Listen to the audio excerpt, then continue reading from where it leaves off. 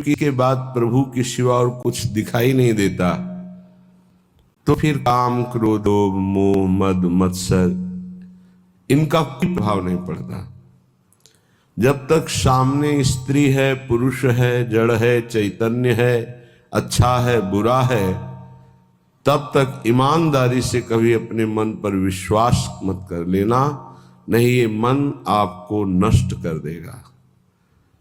ऐसा फंसाता है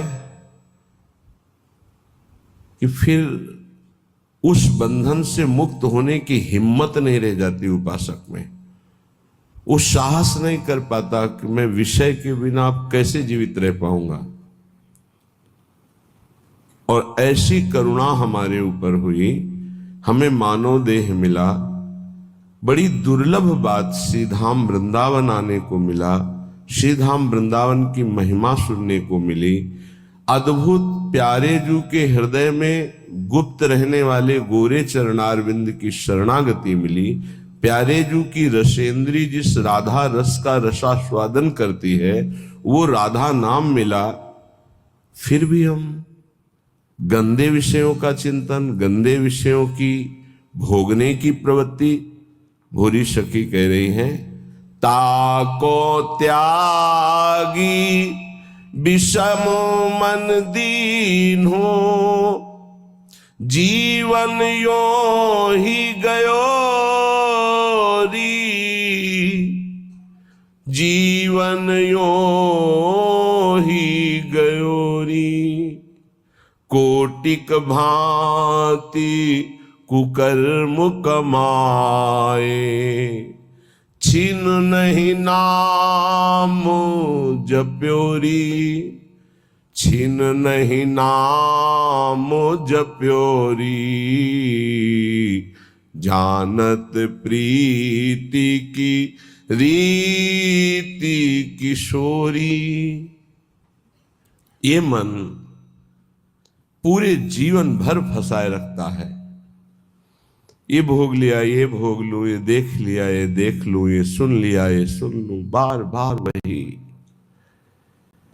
कभी तुम्हें मन पे गुस्सा नहीं आता कि इस दुष्ट मन को अब जलने दिया जाए? इतना प्यार मन से है कि मन की जलन बर्दाश्त नहीं। मन जहां जलने लगे तो बस फिर कुछ नहीं, कोई नहीं। मन को इतना दुलार, अरे उस दुष्ट को जलने दो, वो जल करके निर्विकार होगा। पर इतना तदात्म मन से है कि मन की जलन हम स्वयं में मान लेते हैं, और जहां स्वयं में मन की जलन माना तो मन हमें गुलाम बनाकर मनमानी आचरण कराता है।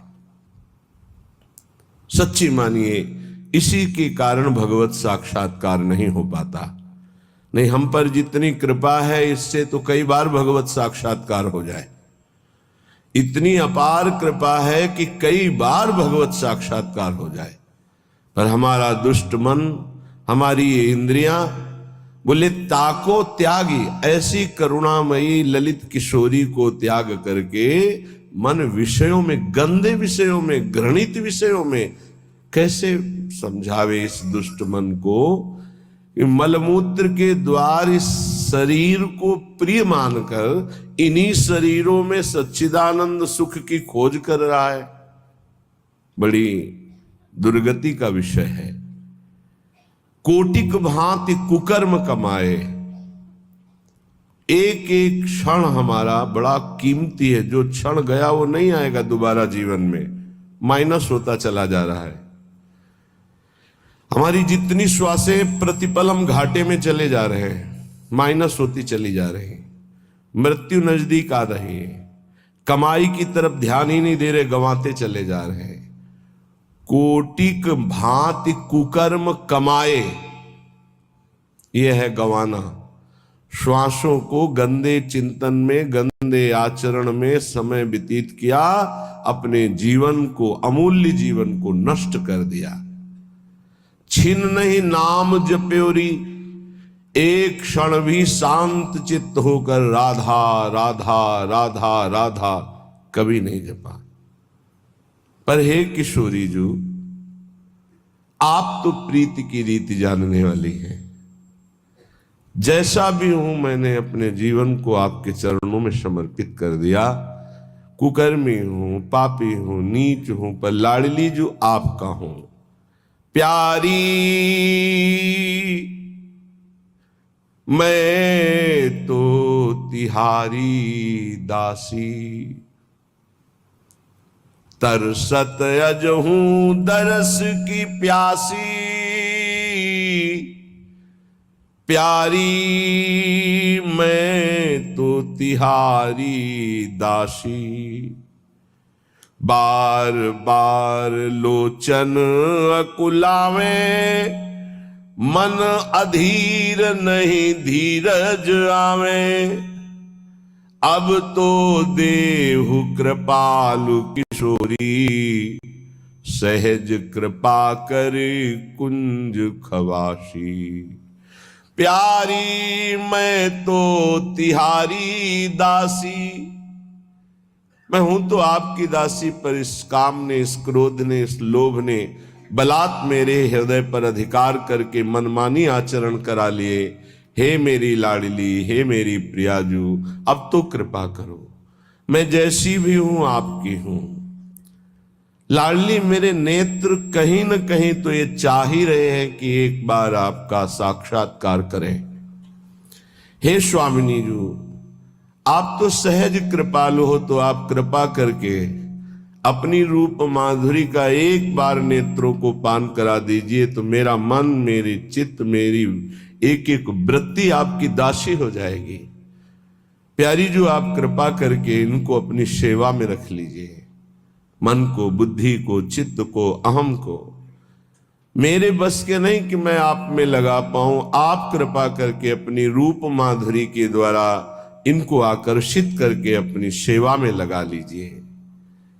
हे मेरी प्रिय सखी, मुझे सबसे बड़ा सुख मिलेगा निस दिन बदन सरोज निहारो, सहज रूप पर तन मन वारो। लाडली आपका रूप ऐसा है कि अखिल लोक चूड़ामणि मदन मोहन श्री लाल जो महाराज अपने मन को खो दिए आपके रूप में, फिर मेरा मन क्या है। हे किशोरी जी, आप अपने रूप के प्रेम जाल में मेरे मन को फंसा लीजिए।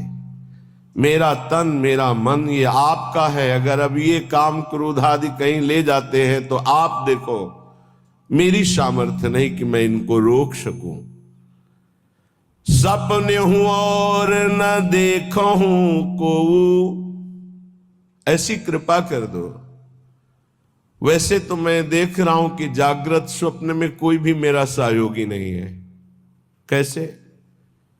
जो है वो सब गिराने वाले हैं, सजाने वाले नहीं हैं।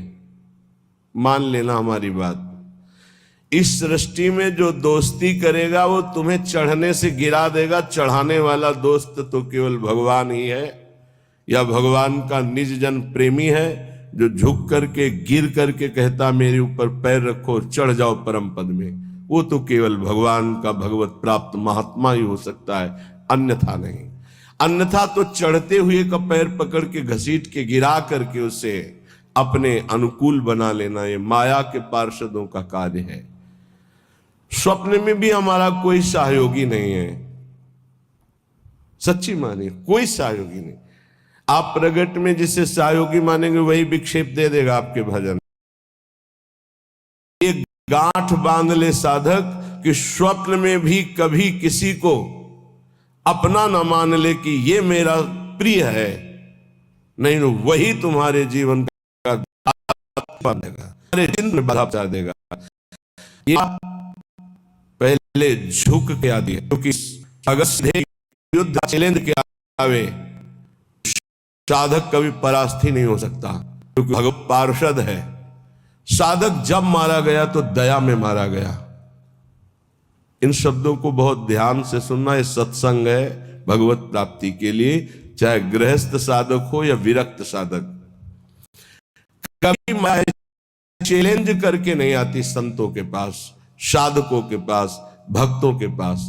क्योंकि जानती चैलेंज करने पर इनका स्वामी खड़ा हो जाएगा, और स्वामी साथ खड़े तो वो दासी है माया, सामने टिकेगी नहीं, भाग जाएगी। वो बड़ी चतुरता से आती, प्रवीणता से झुक के आती है और झुका के रौंद के जाती है। ये लिख लो कागज में, चाहे दिमाग में लिख लो। झुक के आती है और झुका के रौंद के रुला के फिर उन संतों का अनुभव निकलता है। स्वप्न में भी कभी किसी को अपना ना माने। यहां जीवन में ये बात लिख लेनी चाहिए, ये अनुभव की बात है। विक्षेप त्रिभुवन में कोई नहीं डाल सकता, विक्षेप वही डाल सकता है जिसको अपना माना है। बस वो चाहे वस्तु हो, चाहे व्यक्ति हो, चाहे स्थान हो, जिसे अपना मान लोगे वही तुम्हारे भगवत चिंतन में बाधा खड़ी कर सकता है, अन्यथा किसी की ताकत ही नहीं है। और हम अपना कब किसको मानते हैं? जब कोई झुक के रो के आता है तो दया से द्रवित होकर के जे भी उसे स्वीकार करता है तो उसकी दया का दुरुपयोग करके रौंदते रौंदते उसे भगवत विमुख करने की पूरी चेष्टा की जाती है। ये माया है। इसलिए असंगोहम पुरुषः, जिसने ये ब्रह्म सूत्र अपने जीवन में धारण किया, ये हम बहुत चूक की बात बता रहे हैं। दया बिना साधु कसाई, दया करी तो आफत आई। जीवन में ये अनुभव की बात बता रहा हूं। जब कभी चूक हुई है तो दया के कारण हुई है, और जब कभी कोई विघ्न साधना में पड़ता है तो साधु की दया उसे फंसाती है। इसलिए वो दया जो हमारे प्रभु के चिंतन में बाधा पहुंचा दे, कभी नहीं। दया दूर से करनी चाहिए। उपदेश कर दे भगवान नाम वाणी लीला का और छोड़ दे। पर होता क्या है, ये समर्थों को उपदेश दिया जाता है। जिनको अपने बल से उठाकर भगवत प्राप्ति करानी होती है उनको उपदेश नहीं दिया जाता, उनको गोद में लेके चला जाता है। पर ऐसे गोद में लेकर चलने के लिए चाहे अपनी दुर्गति हो जाए पर उनकी दुर्गति ना होने पावे, ऐसा स्वभाव संतों का, तो उनको दुख भोगना पड़ता है। यद्यपि उनकी महानता है पर उनको दुख भोगना पड़ता है। ये संसार उनको रुलाता है, ये संसार उनको पीटता है, ये संसार उनको मारता है, संसार उनके शरीर को नष्ट कर देता है। कितने उदाहरण हैं। अगर साधक निर्विघ्न परमात्मानंद में स्थित होना है तो दया किस पे करनी है? किसी पे नहीं। क्यों? क्योंकि सब भगवान का स्वरूप है। हम खुद दया के पात्र हैं, सब हम पर दया करें। हाथ जोड़ के तृणादपि सुनिचेन तो निकल जाओगे। और अगर गुरु बने दया करके परम पद प्राप्ति कराने के लिए, तो उदारता है, ये उसका स्वभाव है। पर रो के यहां से जाना पड़ेगा, पिट के यहां से जाना पड़ेगा, और नाना प्रकार के प्रहार को सह के जाना पड़ेगा। ये बहुत आंतरिक बात कह रहा हूं, अगर समझ पाओ तो समझ लेना, नहीं